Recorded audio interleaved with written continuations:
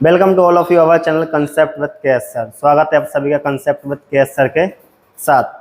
तो जो हमारी सीरीज चल रही थी, हमारी सीरीज में अभी हमने 9th क्लास की एनसीईआरटी ली है और 9th क्लास की एनसीईआरटी को हम कॉम्पिटिटिव लेवल पर तैयार कर रहे हैं। ठीक है, तो उसमें हमने डेमोक्रेसी वाला पूरा कंसेप्ट के साथ में देख लिया था एंड उसके बाद में हमने चैप्टर नंबर जो सेकेंड था, चैप्टर नंबर सेकेंड में कुछ पार्ट पढ़ लिए थे। अब जो हमारा चैप्टर नंबर सेकेंड में ही आता है प्रीएम्बल।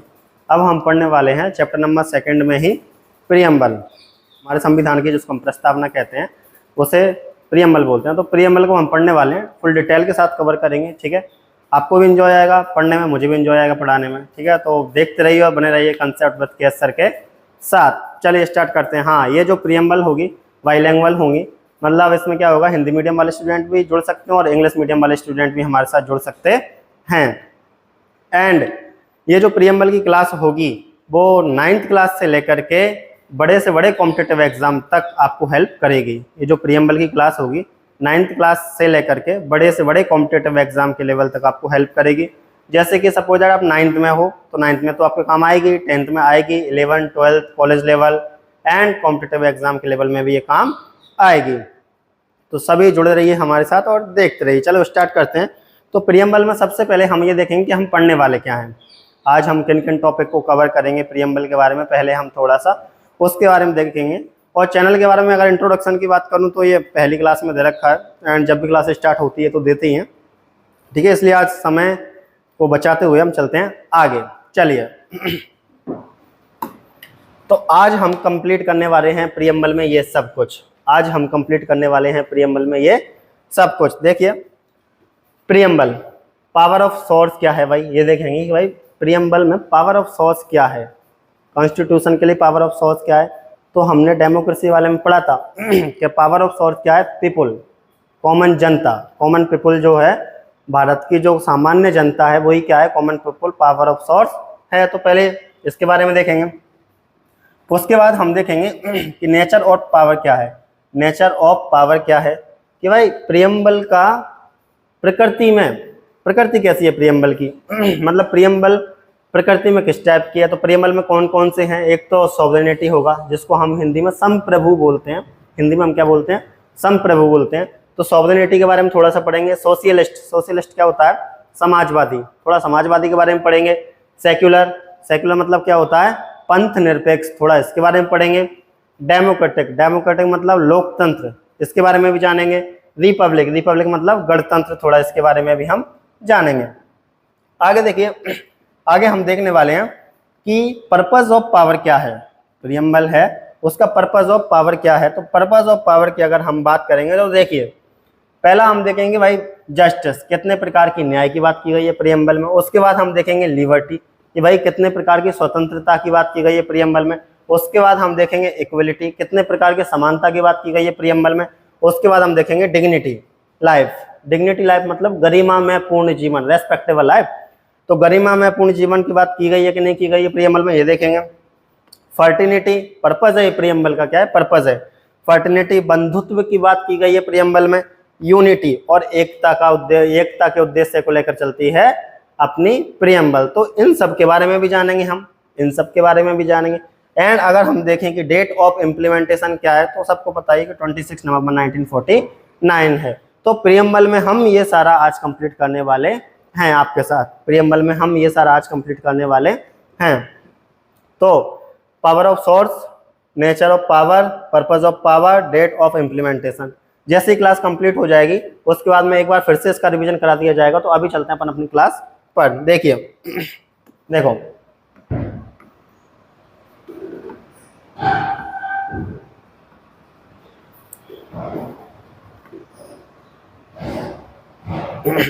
प्रीएम्बल, पहले मैं एक बार आपको पढ़ के बता देता हूं।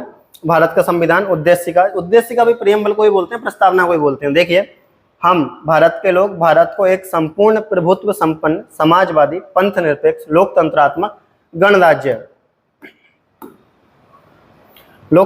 गणराज्य बनाने के लिए तथा उसके समस्त नागरिकों को सामाजिक, आर्थिक, राजनीतिक न्याय, विचार, अभिव्यक्ति, विश्वास, धर्म और उपासना की स्वतंत्रता, प्रतिष्ठा और अवसर की समानता, प्राप्त कराने के लिए तथा उन सब में व्यक्ति की गरिमा और राष्ट्र की एकता और अखंडता सुनिश्चित करने वाली बंधुता बढ़ाने के लिए दृढ़ संकल्प होकर अपनी इस संविधान सभा में आज तारीख 26 नवंबर 1949 ईस्वी को एतद्दत्त द्वारा इस संविधान को अंगीकृत, अधिनियमित और आत्मार्पित करते हैं।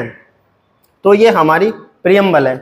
जैसे कि किसी भी सब्जेक्ट, जब अपन कोई सब्जेक्ट स्टार्ट करते हैं तो बुक का जो पहला पेज होता है जिसमें सब्जेक्ट लिस्ट लिखी होती है, सेम उसी प्रकार हमारे संविधान की सब्जेक्ट लिस्ट बोल सकते हैं भाई। ये हमारे संविधान के क्या हमारे संविधान बनाने वालों का क्या उद्देश्य है, उसमें वो भी इसमें आएगा। हमारे संविधान का क्या उद्देश्य है वो भी इसमें आएगा। तो देखिए अब एक बार इधर देख लेते हैं।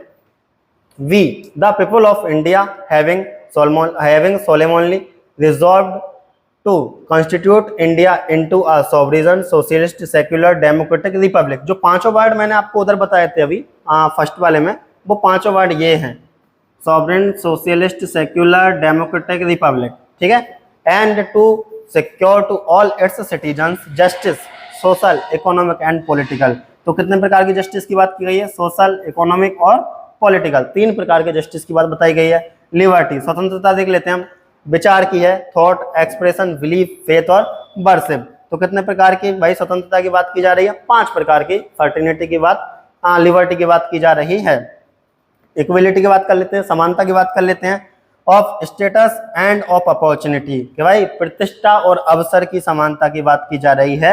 And to promote among them all, और हम सब क्या चाहते हैं भाई, इसको आगे बढ़ाया जाए। आगे देखिए, आगे बात की गई है फर्टिनिटी की, assuring the dignity of the individual and the unity and integrity of the nation। तो फर्टिनिटी में डिग्निटी की भी बात की गई है भाई, यूनिटी एकता की भी बात की गई है, और यूनिटी एकता की भी बात की गई है। आगे देखो, in our constitution assembly this 26 day of November 1949 do hereby adopt, enact and give to ourselves this constitution। तो बोला गया है कि भाई हमने 26 नवंबर 1949 को 26 नवंबर 1949 को इसको इनेक्ट किया है, और अपने आप को ही क्या किया है? आत्मार्पित किया है, अंगीकृत किया है। तो ये तो प्रियम्बल के बारे में कि भाई प्रियम्बल में कैसे लिखा हुआ है, उसमें कौन कौन से वर्ड हैं वो अपन ने देखा है। अभी ये पूरा कंप्लीट नहीं हुआ है, तो विस्तार के साथ में देखते हैं एक बार कि है क्या। देखिए आगे चलते हैं।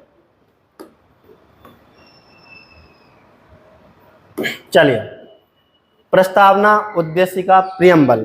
तो देखते हैं, अगर बात करें इंस्पिरेशन की कि भाई प्रियम्बल की जो इंस्पिरेशन है, प्रेरणा है, वो कहाँ से लिए हमने? तो प्रियम्बल की जो प्रेरणा ली है वो हमने ली है कॉन्स्टिट्यूशन ऑफ यूएस। कहाँ से लिए हमने? कॉन्स्टिट्यूशन ऑफ यूएस, अमेरिका के संविधान से लिए हमने। कहाँ से लिए प्रियम्बल की प्रेरणा? अमेरिका के संविधान से हमने इंस्पिरेशन लिए प्रियम्बल बनाने की, क्योंकि सबसे पहले प्रियम्बल अमेरिका की बनी थी भाई, ठीक है। तो उस वजह से अब देखिए, जैसे कि कॉन्स्टिट्यूशन ऑफ यूएसए स्टार्ट होती है with the people of United state. जो भारत के संविधान की प्रस्तावना है वो स्टार्ट होती है with the people of United State. उसी प्रकार अगर इंडिया की प्रियम्बल की बात करेंगे तो ये स्टार्ट होती है with the people of India. ये कहाँ से स्टार्ट होती है? With the people of India, ठीक है। तो समानता आपको थोड़ी दिखनी है, अपन ने यहाँ पे अपने देश का नाम रखा है, उन्होंने यहाँ पे उनके देश का नाम रखा हुआ है, ठीक है। बाकी कुछ वर्ड सेम है। तो भाई इंस्पिरेशन हमने कहाँ से ली है? अमेरिका के संविधान से हमने इंस्पिरेशन ली है। और उस जिस प्रकार we the people of United State start होता है प्रियम्बल अमेरिका का, उसी प्रकार हमारा स्टार्ट होता है we the people of India. आगे चलिए, अगर बात करें लैंग्वेज की, भाषा की, अगर हम बात करें तो भाषा हमने कहाँ से ली है? प्रियम्बल की भाषा हमने लिया ऑस्ट्रेलिया से। भाषा हमने कहाँ से ली है? भाषा हमने ली है ऑस्ट्रेलिया से, ठीक है।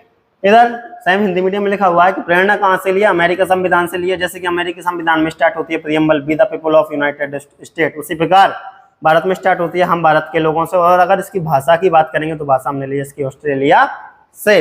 तो अभी तक अपन ने क्या देखा? इंस्पिरेशन कहाँ से लिए भाई? तो अमेरिका से लिया, अमेरिका के संविधान से लिए। प्लस जिस प्रकार वहाँ की जो प्रियम्बल है वो स्टार्ट होती है we the people of United State, उसी प्रकार हमारी स्टार्ट होती है we the people of India, हम भारत के लोगों से। और अगर लैंग्वेज की बात करेंगे भाषा की, तो कहाँ से लिए? ऑस्ट्रेलिया से लिए। अब चलते हैं आगे कि प्रियम्बल को किसने क्या कहा है। देखो, प्रस्तावना को, प्रियम्बल को संविधान की कुंजी कहा गया है, संविधान का सार कहा गया है, संविधान के उद्देश्य कहा गया है, संविधान निर्माताओं का मत कहा गया है। तो ये सब चीजें प्रियम्बल के बारे में कही गई हैं, जैसे कि to the constitution, essence of the constitution, objectives of the constitution, opinion of the constitution makers, के भाई कॉन्स्टिट्यूशन मेकर्स के क्या क्या ओपिनियन थे, ये सब प्रियम्बल के बारे में कहा गया है। अब आगे देख लेते हैं कुछ फेमस पर्सनालिटीज हैं जिन्होंने प्रियम्बल के लिए कुछ कुछ कोट दिए हैं। देखिए, जैसे कि के.एम. मुंशी जी की बात करें तो के.एम. मुंशी जी ने बोला है, हमारे संप्रभु लोकतांत्रिक गणराज्य का भविष्यवर्ती फल है। क्या है? प्रियम्बल भविष्यवर्ती फल है। K M. Munshi, the future of our sovereign democratic republic, तो बोला गया है कि ये हमारे क्या है? फ्यूचर है। किसका?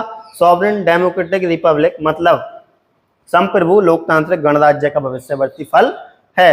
अब देखें, गजेंद्र गणेशकर जी ने क्या कहा है? इन्होंने कहा है, प्रस्तावना संविधान सभा की दिमाग की उपज है। कि भाई संविधान सभा जो बन रही थी, देखो संविधान सभा काम क्या कर रही थी? संविधान बनाने का काम कर रही थी संविधान सभा। तो संविधान सभा के दिमाग की उपज कहा गया है प्रस्तावना को। प्रस्तावना को क्या कहा गया है? संविधान सभा के दिमाग की उपज कहा गया है प्रस्तावना को। देखिए, तो गजेंद्र गणेशकर जी ने कहा है, the preamble is the brain child of the constituent assembly. The preamble is the brain child of the constituent assembly. ठीक है, अब देख लेते हैं ठाकुर दास भार्गव जी ने कहा, क्या कहा है? The preamble is the most respected part of the constitution. बोला गया है कि संविधान का सबसे सम्मानित भाग क्या है? प्रियम्बल है। संविधान का सबसे सम्मानित भाग क्या है? प्रियम्बल है। आगे देखिए, this is the soil of the constitution, और संविधान की आत्मा भी क्या है? प्रियम्बल है। संविधान की आत्मा भी क्या है? प्रियम्बल है। इधर ठाकुरदास भार्गव जी ने कहा है, प्रस्तावना संविधान के सबसे सम्मानित भाग है या हिस्सा है, यह संविधान की आत्मा भी है। तो अभी हमने देखा कि भाई प्रस्तावना कहाँ से ली है, उसकी लैंग्वेज कहाँ से ली है, उसके बारे में क्या क्या कहा गया और किस पर्सनालिटी ने प्रियम्बल के बारे में क्या कहा गया है। और देखिए आगे भी है, देखिए, जिस प्रकार अल्लादी कृष्णा स्वामी जी ने कहा है कि प्रस्तावना हमारे दीर्घकालिक सपनों का विचार है। The introduction is an idea of our long term dreams. क्या है? ये हमारे दीर्घकालिक सपनों का विचार है। प्रियम्बल क्या है? हमारे दीर्घकालिक सपनों का विचार है। ठीक है, आगे देखिए, अर्नेस्ट वार्कर जी ने क्या कहा है? संविधान का कुंजी नोट है। प्रियम्बल क्या है? संविधान का कुंजी नोट है। तो अर्नेस्ट वार्कर जी ने कहा है, the preamble is the keynote of the constitution. The preamble is the keynote of the constitution. ठीक है, अर्नेस्ट वार्कर की, तो इन्होंने कहा है the preamble is the keynote of the constitution. Ernest Barker ji ने क्या कहा है? The preamble is the keynote of the constitution. और के.एम. मुंशी जी ने क्या कहा है? संविधान की राजनीतिक कुंडली है। के.एम. मुंशी जी ने क्या कहा है? संविधान की राजनीतिक कुंडली है। The preamble is the political horoscope of the constitution. ठीक है, अगर बात करें N.A. पालकीवाला की, तो इनके बारे में मैंने बताया, संविधान का परिचय पत्र कहा है। The preamble is the introduction of the constitution. The preamble is the introduction of the constitution. ये किसने कहा है? N.A. पालकीवाला जी ने ये कहा है। तो अभी हमने देखा कि किस पर्सनालिटी ने जो हमारी मोस्ट फेमस पर्सनालिटी है जिन्होंने जो प्रियम्बल के बारे में बोला है, क्या क्या कोट दिए हैं, वो सारे हमने देख लिए हैं, जितने जितने हो सकते थे। ठीक है, तो ये सब क्या याद रखने हैं आपको। कभी कभी क्या होता है, कॉम्पिटिटिव एग्जाम में ये आ जाते हैं कि भाई इन्होंने प्रियम्बल के बारे में क्या कहा। 4 ऑप्शन दे दिए जाएंगे आपको, उसमें से आपको एक सेलेक्ट करना होगा, तो इसके बारे में थोड़ा सा ध्यान रखना है। आगे चलते हैं। देखिए, अभी हमने बाकी शब्द नहीं समझे। अभी हमने सॉवरेन, डेमोक्रेटिक, सेक्युलर, सोशलिस्ट, ये शब्द नहीं समझे, समझेंगे। ठीक है ना, आगे देखिए, अगर बात की जाए प्रियम्बल की, प्रस्तावना की, कि भाई किस पर आधारित है, वेस्ट किस पर है, ये तो किस पर आधारित है? तो ये आधारित है उद्देश्य प्रस्ताव पर। ये किस पर आधारित है? उद्देश्य प्रस्ताव पर आधारित है, जो कि 13 दिसंबर 1946 को लाया गया था। उद्देश्य प्रस्ताव नेहरू जी के द्वारा लाया गया था, 13 दिसंबर 1946 को लाया गया था। तो प्रियम्बल किस पर बेस है? तो प्रियम्बल आधारित है उद्देश्य प्रस्ताव पर, जिसको अपन बोलते हैं ऑब्जेक्टिव प्रपोजल। जिसको हम क्या बोलते हैं? ऑब्जेक्टिव प्रपोजल बोलते हैं। उस पर आधारित है ये। 13 दिसंबर 1946 को लाया गया था, और एक्सेप्ट इसको अपनाया कब गया था? तो इसको अपनाया गया था 22 जनवरी 1947। इसको कब अपनाया गया था? 22 जनवरी 1947 को इसको अपनाया गया था। अब देखिए, तो यहां तक हमने देखा कि भाई प्रियम्बल किस पर आधारित है? तो किस पर है? ऑब्जेक्टिव पर आधारित है, उद्देश्य प्रस्ताव पर आधारित है, ऑब्जेक्टिव प्रपोजल पर आधारित है, जिसको कब लाया गया था? 13 दिसंबर 1946 को जिसको लाया गया था। और एक्सेप्ट कब किया गया था? तो एक्सेप्ट किया गया था इसको 22 जनवरी 1947 को। एक्सेप्ट कब किया गया था? 22 जनवरी 1947 को। आगे देखिए, अगर बात करें प्रियम्बल में जस्टिस की, कि भाई न्याय कितने प्रकार का है, प्रियम्बल में न्याय कितने प्रकार की बात की गई है, कितने प्रकार की न्याय की बात करता है प्रियम्बल? प्रियम्बल न्याय की बात करता है, पर कितने प्रकार की? तो देखिए, एक तो सोशल मतलब सामाजिक न्याय की बात करता है, एक इकोनॉमिक और एक है पॉलिटिकल। तो सामाजिक, आर्थिक और राजनीतिक, सामाजिक, आर्थिक और राजनीतिक 3 प्रकार के न्याय की बात करता है हमारा प्रियम्बल। हमारा प्रियम्बल कितने प्रकार के न्याय की बात करता है? हमारा प्रियम्बल 3 प्रकार के न्याय की बात करता है कि भाई सामाजिक न्याय, आर्थिक न्याय और राजनीतिक न्याय। सामाजिक न्याय, आर्थिक न्याय और राजनीतिक न्याय। सामाजिक न्याय का मतलब है कि समाज में सभी को न्याय मिलना चाहिए, ठीक है। और आर्थिक न्याय का मतलब है कि भाई आर्थिक स्थिति पर भी सभी को न्याय मिलना चाहिए। और राजनीतिक न्याय का मतलब है कि राजनीति में भी सबके साथ में न्याय होना चाहिए। आगे देखिए, अब तो हमने अभी तक क्या देखा? हमने सबसे पहले देखा कि भाई प्रियम्बल कहाँ से ली गई है, वहाँ उसकी इंस्पिरेशन क्या है, उसके बाद उसकी लैंग्वेज को हमने देखा। उसके बाद हमने देखा कि प्रियम्बल के बारे में किसने क्या कहा है। उसके बाद हमने देखा कि भाई प्रियम्बल में कितने प्रकार के जस्टिस की बात की गई है। उससे पहले हमने देखा था कि प्रियम्बल किस पर आधारित है, तो ऑब्जेक्टिव प्रपोजल पर आधारित है, उद्देश्य प्रस्ताव पर आधारित है, जो कि नेहरू जी लेकर के आए थे। और ये कब लेकर के आए थे? 13 दिसंबर 1946 को लेकर के आए थे। और इसको कब अपनाया गया था? तो इसको अपना लिया गया था 22 तारीख को। कब अपना लिया गया था इसको? 22 जनवरी को इसको अपना लिया गया था 1947 को। अब देखिए आगे चलें तो हम चलते हैं कि भाई प्रियम्बल में कितने प्रकार की इक्वलिटी, समानता की बात की गई है। प्रियम्बल में कितने प्रकार की इक्वलिटी मतलब समानता की बात की गई है? तो प्रियम्बल में 2 प्रकार की इक्वलिटी की बात की गई है, एक तो स्टेटस और एक अपॉर्चुनिटी। कितने प्रकार की बात की गई है? 2 प्रकार की बात की गई है, एक स्टेटस और एक अपॉर्चुनिटी, मतलब एक प्रतिष्ठा और एक अवसर की समानता। एक स्टेटस और एक अपॉर्चुनिटी मतलब एक प्रतिष्ठा और एक अवसर की समानता। तो याद रखना है, जस्टिस कितने प्रकार का? तो जस्टिस 3 प्रकार का। इक्वलिटी कितने प्रकार की? तो इक्वलिटी 2 प्रकार की, ठीक है, ये याद रखना है। अब आगे देखिए, अगर बात करें कि भाई इसमें कितने प्रकार की स्वतंत्रता की या कितने प्रकार की लिबर्टी की बात की गई है, प्रियम्बल में कितने प्रकार की लिबर्टी या कितने प्रकार की स्वतंत्रता की बात की गई है? तो प्रियम्बल में 5 प्रकार की स्वतंत्रता की बात की गई है। विचार, थॉट, अभिव्यक्ति, एक्सप्रेशन, विश्वास, बिलीफ, धर्म, फेथ, उपासना, वर्शिप। तो बोला गया है कि 5 प्रकार की स्वतंत्रता की बात करती है हमारी प्रियम्बल। कौन कौन सी? Thought, expression, belief, faith, worship, ठीक है। Thought, expression, belief, faith, worship, ये 5 प्रकार की स्वतंत्रता की बात करती है हमारी प्रियम्बल। तो याद रखना है, जस्टिस कितने प्रकार का? 3 प्रकार का। इक्वलिटी कितने प्रकार की? 2 प्रकार की। और अगर बात करें स्वतंत्रता कितने प्रकार की? तो 5 प्रकार की। जस्टिस 3 प्रकार का, इक्वलिटी 2 प्रकार की, और अगर बात करें हम लिबर्टी तो ये कितने प्रकार की? 5 प्रकार की। जस्टिस, सामाजिक, आर्थिक, राजनीतिक, इक्वलिटी, प्रतिष्ठा और अवसर। और अगर बात करें हम लिबर्टी की, तो लिबर्टी कितने प्रकार की? 5 प्रकार की। विश्वास की, अभिव्यक्ति की, विचार की, धर्म की और उपासना की। अब चलते हैं अपन आगे। तो याद रखना है, जस्टिस 3 प्रकार का। कभी कभी बहुत टाइम आता है, काफी टाइम ये आता है कि भाई कितने प्रकार के जस्टिस की बात की गई है, कितने प्रकार की लिबर्टी की बात की गई है, या कितने प्रकार की इक्वलिटी की बात की गई है। और इनमें क्या होता है, 4 ऑप्शन आपको इनमें से दे दिया जाएगा, 1 ऑप्शन आपको जस्टिस में से दे दिया जाएगा। तो थोड़ा सा आपको ऑप्शन पर अच्छे से ध्यान देना है। अब देखिए, तो हमने देखा जस्टिस 3, इक्वलिटी 2 और लिबर्टी 5।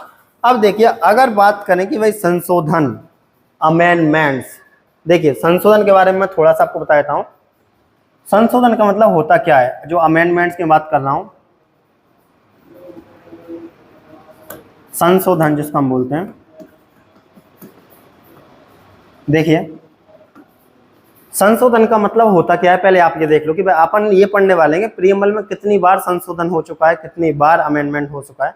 नॉर्मली आपको सपोज दैट ये हमारा कॉन्स्टिट्यूशन है, ये हमारा क्या है, कॉन्स्टिट्यूशन। जैसे कि सिंपल लैंग्वेज में हम देखें कॉन्स्टिट्यूशन क्या है, इट इज ए बुक, एक किताब ही तो कॉन्स्टिट्यूशन हमारी क्या है, संविधान की एक पुस्तक है, एक किताब, एक बुक है, ठीक है। अब मान के चलो इसमें कुछ भी प्रोविजन लिखे हुए हैं, जो जितने भी प्रोविजन है, अगर मान के चलो कि जैसे कि रूल 1 2 3 4 मान के चलो, ऐसे बहुत सारे रूल लिखे हुए हैं। अगर मुझे इस तीसरे वाले नंबर के रूल में कोई परिवर्तन लाना है, कोई चेंज करना है, तीसरे नंबर के रूल में कोई चेंज करना है तो वो चेंज कैसे होगा, संशोधन करके। जो चेंज कैसे होगा, अमेंडमेंट करके। तो चेंज किया जाएगा वो चेंज कैसे किया जाएगा, अमेंडमेंट करके, संशोधन करके। मतलब बदलाव करने के लिए, संविधान में बदलाव करने के लिए, कोई चीज जोड़ने के लिए हम क्या करते हैं, संशोधन करते हैं, अमेंडमेंट करते हैं। तो मुझे लगता है कि आपको संशोधन या अमेंडमेंट का मतलब समझ में आया होगा। ठीक है, तो क्या, जैसे कि संविधान एक किताब है, तो इस किताब में आपको कोई नियम, क्योंकि देखो समय के साथ साथ में परिस्थितियां बदलती हैं, सिचुएशन चेंज होती रहती है टाइम के अकॉर्डिंग। तो सिचुएशन चेंज होती हैं तो कुछ नई नई चीजें आती हैं जिनको ऐड करना होता है, कुछ पुरानी चीजें होती हैं जिनको हटाना होता है। ठीक है, तो उस वजह से ये अमेंडमेंट किए जाते हैं, सिचुएशन क्योंकि बदलती रहती है, परिस्थितियां बदलती रहती हैं। अब देखिए, तो अगर इस संविधान वाली बुक में कुछ भी चेंज करना होगा तो जो चेंज कैसे किया जाएगा, अमेंडमेंट करके, संशोधन करके चेंज किया जाएगा। अब चलते हैं आगे। देखिए, तो आपको समझ में आया कि भाई संशोधन क्या होता है। पहले आपको ये समझ में आया होगा कि भाई संशोधन होता क्या है। ठीक है, अब देखिए, तो अगर बात करें संशोधन की, तो अभी तक प्रियम्बल में कितनी बार संशोधन हो चुका है, तो अभी तक प्रियम्बल में मात्र एक बार संशोधन हुआ है। अभी तक प्रियम्बल में कितनी बार संशोधन हुआ, तो अभी तक प्रियम्बल में मात्र एक बार ही संशोधन हुआ है। तो देखिए, मात्र एक बार हुआ है, 42 कॉन्स्टिट्यूशन अमेंडमेंट 1976। तो देखिए, only one time 42 constitution amendment 1976। तो भाई एक बार हुआ है, वो भी कौन सा हुआ है, 42 कॉन्स्टिट्यूशन अमेंडमेंट 1976।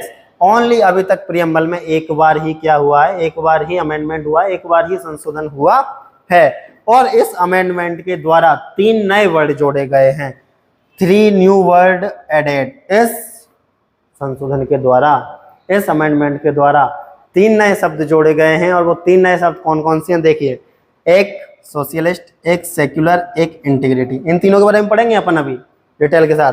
एक सोशलिस्ट, एक सेक्युलर और एक इंटीग्रिटी। सोशलिस्ट समाजवाद, सेक्युलर पंथ निरपेक्ष, इंटीग्रिटी अखंडता। तो 3 नए शब्द जोड़े गए हैं, समाजवाद, पंथ निरपेक्ष और अखंडता। समाजवाद, पंथ निरपेक्ष और अखंडता, ये तीनों शब्द जोड़े गए हैं फर्स्ट कॉन्स्टिट्यूशन अमेंडमेंट के द्वारा। तो याद रखना है, अभी तक हमारे प्रियम्बल में कितनी बार अमेंडमेंट हो चुके हैं, तो अभी तक हमारे प्रियम्बल में मात्र एक बार ही अमेंडमेंट हुआ है, वो भी 42 कॉन्स्टिट्यूशन अमेंडमेंट 1976 में हुआ था, जिसके द्वारा, ठीक है, 3 नए वर्ड ऐड किए गए थे। कौन कौन से, सोशलिस्ट, सेक्युलर और एक और किया गया था इंटीग्रिटी। सोशलिस्ट, सेक्युलर और इंटीग्रिटी, 3 नए शब्द जोड़े गए थे। आगे चलते हैं। अब देखिए, यहाँ पे कुछ शब्दों का क्रम देख लेते हैं। कभी कभी क्या होता है, कॉम्पिटिटिव एग्जाम में कुछ शब्दों का क्रम पूछ लिया जाता है। ठीक है, कि भाई आपको वो, जैसे कि प्रियम्बल में, जैसे कि अपन ने देखा, सब, जैसे कि एक बार मैं आपको स्टार्टिंग से बता देता हूँ। ये देखिए, जैसे कि प्रियम्बल में ये जो शब्द लिखे हुए हैं, sovereign, socialist, secular, democratic, Republic, justice, liberty, equality, fraternity और भी वाक्य, तो इनमें क्या होता है, कभी कभी ये लाइन टू लाइन दे दिए जाते हैं, बीच में से कोई एक गायब कर दिया जाएगा। फिर आपसे पूछा जाता है कि सीक्वेंस क्या है, फिर आपसे क्या पूछा जाएगा, सीक्वेंस क्या है। तो इस सीक्वेंस की वजह से वहां पर वो लिखा गया है कि कुछ शब्दों का सीक्वेंस देख लेते हैं, क्रम देख लेते हैं, क्रम क्या होता है। देखिए, अब देखिए, तो देखो, कुछ शब्दों का सीक्वेंस या क्रम, सबसे पहले आएगा अपना सॉवरेन, संप्रभुता, उसके बाद आएगा अपना सोशलिस्ट, उसके बाद आएगा अपना सेक्युलर, उसके बाद आएगा अपना डेमोक्रेटिक और उसके बाद आएगा अपना रिपब्लिक। सॉवरेन संप्रभुता जिसको बोलते हैं, सोशलिस्ट समाजवाद, पंथ निरपेक्ष सेक्युलर और लोकतांत्रिक डेमोक्रेटिक और गणतंत्र मतलब रिपब्लिक या डेमोक्रेटिक रिपब्लिक। ठीक है, तो ये क्या है, सीक्वेंस है, ये क्रम है, ये बहुत इंपॉर्टेंट है। कभी कभी बहुत बार ऐसा देखा गया है कि एग्जाम में सीक्वेंस पूछा जा रहे हैं आजकल। ठीक है, आजकल कंपटीशन बढ़ गया है ना, तो उस वजह से आजकल सीक्वेंस पूछे जा रहे हैं। देखिए आगे, अब बात करें अगर कि प्रस्तावना से संबंधित कुछ मामले हैं, कुछ केस हैं, मैटर्स रिलेटेड टू या case related to introduction preamble. तो देख लेते हैं कि भाई प्रियम्बल से रिलेटेड कौन कौन से केस हैं। तो नॉर्मली 3 केस याद रखिए आप, 3 केस हैं प्रियम्बल से संबंधित, नॉर्मली 3 केस याद रखो आप, इंपॉर्टेंट है तीनों की तीनों। देखो, एक बेरुवारी संघ मामला जो कि 1960 में हुआ था, इसमें कहा गया था कि प्रियम्बल संविधान का पार्ट नहीं है, संविधान का हिस्सा नहीं है। याद रखना है, बेरुवारी संघ मामले में कहा गया था कि प्रियम्बल संविधान का हिस्सा नहीं है। बेरुवारी यूनियन केस 1960, इसमें कहा गया preamble is not part of the constitution, preamble is not part of the constitution. तो याद रखना है, एक बेरुवारी केस मामला है जिसमें जो 1960 में हुआ है, इसमें कहा गया है कि प्रियम्बल संविधान का हिस्सा नहीं है। सेकंड देखते हैं केशवानंद भारती मामला जो कि 1973 में हुआ है। केशवानंद भारती मामला जो कि 1973 में हुआ है, इसमें कहा गया है कि प्रियम्बल संविधान का हिस्सा है। इसमें कहा गया है preamble is part of the constitution, इसमें कहा गया है preamble is part of the constitution. तो याद रखना है 1960 में कौन सा हुआ, बेरुवारी मामला हुआ था जिसमें कहा गया था कि प्रियम्बल कॉन्स्टिट्यूशन का पार्ट नहीं है। ठीक है, अगला 1973 में कौन सा हुआ, केशवानंद हुआ जिसमें कहा गया प्रियम्बल क्या है, कॉन्स्टिट्यूशन का पार्ट है, हिस्सा है। आगे देखिए, एक है जो एक केस अपन बोलते हैं LIC ऑफ इंडिया वाला मामला, वो हुआ था 1995 में। Union government of LIC India वाला जो मामला है वो 1995 में हुआ था। कब हुआ था, 1995 में हुआ था। कब हुआ था, 1995 में हुआ था। इसमें कहा गया था preamble is the integral part of the constitution, कि भाई भारत जो संविधान है उसका आंतरिक हिस्सा है प्रियम्बल। प्रियम्बल क्या है, संविधान का आंतरिक हिस्सा है। और इसी में कहा गया था कि भारतीय संविधान का दर्शन भी है। और इसी में क्या कहा गया था कि भारतीय संविधान का दर्शन भी क्या है, प्रियम्बल है। तो याद रखना है, सबसे पहले 1960 का केस, मैं आपको इधर बताता हूँ एक बार। देखिए, सबसे पहले जो केस हुआ था 1960 वाला हुआ था, ये केस कौन सा था, बेरुवारी संघ केस था। इसमें क्या कहा गया था कि प्रियम्बल जो है वो कॉन्स्टिट्यूशन का पार्ट नहीं है। उसके बाद जो केस हुआ था 1976 में हुआ था, इसको क्या नाम दिया गया है, इसको नाम दिया गया है केशवानंद भारती मामला। केशवानंद भारती मामले में कहा गया था कि प्रियम्बल कॉन्स्टिट्यूशन का पार्ट है। ठीक है, उसके बाद यूनियन गवर्नमेंट ऑफ LIC वाला मामला हुआ था। इसमें जो हुआ था ये 1995 में हुआ था। ये क्या हुआ था, 1995 में हुआ था। इसमें कहा गया था कि प्रियम्बल संविधान का आंतरिक हिस्सा है। प्रियम्बल क्या है, संविधान का आंतरिक हिस्सा है। तो ये तीन केस हैं, ये क्या है, तीन केस हैं। ये बेरुवारी मामला है, ठीक है, ये केशवानंद वाला है और ये LIC वाला है। ये तीन केसों को आपको याद रखना है। आगे देखिए, तो अब आपको मुझे लगता है कि तीनों के समय में आए होंगे। 1960 वाला आया होगा, 1976 वाला हो गया आया होगा और 1995 वाला आया होगा। तो हमने देखो पहले प्रियम्बल के बारे में देखा, ये कि ये कहाँ से ली गई है, इंस्पिरेशन क्या है, उसकी लैंग्वेज क्या है, उसके बारे में क्या क्या कहा गया है, ये देखा। एंड हमने देखा कि भाई प्रियम्बल में कितने प्रकार की जस्टिस, कितने प्रकार की इक्वलिटी, कितने प्रकार की इक्वलिटी के बाद में हमने देखा कितने प्रकार की लिबर्टी, स्वतंत्रता की बात की, ये सब हमने देखा। ठीक है, उससे संबंधित कौन कौन से केस हैं ये भी देखे। अब एक क्वेश्चन मैं आपको दे रहा हूँ, क्योंकि इससे पहले जो हमने क्लास ली थी, फर्स्ट वाली जो हमारी क्लास थी डेमोक्रेसी वाली थी, तो वो हमने वो डिटेल में पढ़ी थी भाई, तो उससे क्वेश्चन तो बनता ही है। बाकी ये सारी क्वेश्चन की क्लासें भी आएंगी, जैसे प्रियम्बल पर MCQ वाली क्लास आएंगी, डेमोक्रेसी पर MCQ वाली क्लास आएंगी, मोनार्की पर, रिपब्लिक पर, इन सब पर आएगी। ठीक है, थोड़ा वेट टाइम लगेगा। तो अभी फिलहाल के लिए आपको एक क्वेश्चन दिया जा रहा है, देखिए इधर क्वेश्चन क्या है, डेमोक्रेसी से रिलेटेड है। आपको राइट या रॉन्ग करना है। ठीक है भाई, सही या गलत आपको ढूंढना है कि कौन सही है, कौन सा गलत है। देखिए, बोला गया है कि हमारे यहाँ भारत में लोकतांत्रिक समाजवाद है, प्रतिनिधि लोकतंत्र है, अप्रत्यक्ष लोकतंत्र है। इंग्लिश में कब देख लेते हैं कि हमारे यहाँ इंडिया में, मतलब भारत में, डेमोक्रेटिक सोशलिज्म है, लोकतांत्रिक समाजवाद जिसको बोलते हैं, रिप्रेजेंटेटिव डेमोक्रेसी है, प्रतिनिधि लोकतंत्र जिसको बोलते हैं, और इनडायरेक्ट डेमोक्रेसी है, अप्रत्यक्ष लोकतंत्र जिसको बोलते हैं। तो क्या भारत में ये तीनों चीजें हैं, या इन तीनों में से कौन सा गलत है, कौन सा सही है? आप ये भी बता सकते हो। आप ये भी बता सकते हो कि तीनों सही हैं, आप ये भी बता सकते हो कि तीनों गलत है। आप कमेंट बॉक्स में अपना आंसर जरूर दें। आपके आंसर जो भी आपका, जो सही आंसर देगा उसको भी रिप्लाई किया जाएगा, जो गलत आंसर देगा उसको भी रिप्लाई किया जाएगा, और सही आंसर कमेंट बॉक्स में डाल दिया जाएगा। वैसे मैं आशा करता हूं कि आपको इसका आंसर आ जाएगा, क्योंकि आपने फर्स्ट वाली वीडियो देखी होगी डेमोक्रेसी वाली, जिसमें हमने बहुत डिटेल के साथ में ये सारी चीजें कवर की थी। तो अभी देखिए, अभी हमने प्रियम्बल के बारे में जितने भी नॉलेज थी इसके बारे में हमने देखा, लेकिन अभी हमने कुछ वर्ड नहीं देखे, कुछ टर्म नहीं देखी प्रियम्बल की। जो टर्म हमने फर्स्ट में ली थी, एक बार उन टर्मों की हम बात कर लेते हैं। जैसे कि प्रियम्बल में भी लिखी हुई है वो टर्म, देखिए मैं आपको बताता हूँ। जैसे कि यहाँ पे आइए आप, जैसे कि देखो इसमें जैसे कि संप्रभु लिखा हुआ है, ठीक है, एंड ये सॉवरेन लिखा हुआ है, सोशलिस्ट लिखा हुआ है, सेक्युलर लिखा हुआ है, डेमोक्रेटिक लिखा हुआ है, लिबर्टी लिखा हुआ है, इक्वलिटी लिखा हुआ है, फर्टिनिटी लिखा हुआ है, जस्टिस लिखा हुआ है, रिपब्लिक। ये सारी चीजें अभी हमने इनके बारे में नहीं जाना है कि भाई ये होती क्या है, इनके बारे में भी जान लेते हैं थोड़ा सा। तो देखिए इसके लिए चलते हैं हम इधर। देखो सबसे पहले हम देख लेते हैं कि भाई सॉवरेन स्टेट क्या होता है। सबसे पहले हम देख लेते हैं कि सॉवरेनिटी क्या होती है। सॉवरेनिटी को हिंदी में बोलते हैं संप्रभु। क्या बोलते हैं? संप्रभु। डेफिनेशन नॉर्मली ये है कि जब कोई कंट्री या कोई स्टेट अपने इंटरनल या एक्सटर्नल डिसीजन लेने के लिए कोई दूसरी कंट्री या दूसरे स्टेट पर डिपेंडेबल नहीं होता है तो उस कंट्री को अपन बोलते हैं सॉवरेन कंट्री। याद रखना है, जब कोई देश अपने आंतरिक और बाह्य मामले लेने के लिए खुद स्वतंत्र होता है तो ऐसे देश को क्या बोलते हैं? ऐसे देश को बोलते हैं सॉवरेन, संप्रभु देश। क्या बोलते हैं? संप्रभु देश बोलते हैं। तो भाई हमने सॉवरेन देखा, संप्रभु के बारे में जान लिया। अब देख लेते हैं हम सोशलिस्ट। सोशलिस्ट मतलब होता है समाजवाद। सोशलिस्ट मतलब क्या होता है? समाजवाद। तो देखिए समाजवाद का मतलब है, समाजवादी कहते हैं कि भाई समाज में जितने भी वर्ग हैं, जितने भी क्लास हैं, चाहे वो एलिट क्लास हो, चाहे लोअर क्लास हो, चाहे बड़ी क्लास हो, चाहे लोअर क्लास हो, कोई सी भी क्लास हो, समाज में जितनी भी क्लास हैं उन सबको सारे समान इक्वलिटी के आधार पर राइट दिए जाएं।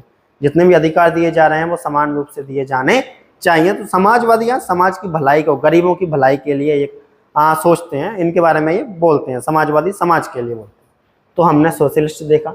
सेक्युलर, पंथ निरपेक्ष जिसको हम बोलते हैं, इसका मतलब है कि सेक्युलर का मतलब है, पंथ निरपेक्ष का मतलब है कि जब कोई कंट्री या कोई स्टेट केवल एक धर्म को बढ़ावा ना दे करके सभी धर्मों का समान रूप से सम्मान करता है। जब कोई कंट्री या कोई स्टेट एक धर्म को बढ़ावा ना दे करके सभी धर्मों को समान रूप से मानता है, समान रूप से उनका सम्मान करता है, तो उस देश को क्या कहा जाएगा? उस देश को कहा जाएगा सेक्युलर कंट्री। तो सेक्युलर कंट्री का मतलब क्या है कि कोई एक ही धर्म नहीं है, मतलब एक ही धर्म को बहुत ज़्यादा बढ़ावा नहीं दिया गया है, सभी धर्मों को समान रूप से सम्मान दिया जा रहा है, तो उसको बोलते हैं सेक्युलर कंट्री। आगे देखिए डेमोक्रेटिक, जिसका मतलब होता है लोकतंत्र। लोकतंत्र या लोकतांत्रिक, जैसे हमने देखा कि भाई इससे पहले जो फर्स्ट वाली हमारी क्लास थी वो यही थी लोकतंत्र के बारे में। तो लोकतंत्र क्या है? लोकतंत्र का मतलब है जनता का शासन जनता के लिए, जनता का शासन जनता के द्वारा जनता के लिए। ये किसने कहा था ये आपको पता ही है क्योंकि फर्स्ट वाली क्लास में हमने पढ़ा है।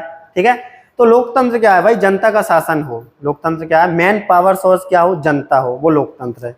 मैन पावर सोर्स क्या हो? जनता हो। हाँ, हमारे यहाँ डायरेक्ट डेमोक्रेसी है या इनडायरेक्ट डेमोक्रेसी है वो आप बताओगे, क्योंकि फर्स्ट वाली क्लास में हमने पढ़ा है अच्छे से कि भाई हमारे यहाँ पर डायरेक्ट डेमोक्रेसी है या इनडायरेक्ट डेमोक्रेसी है, वो हमने अच्छे से पढ़ा है। तो देखिए डेमोक्रेसी का मतलब समझे।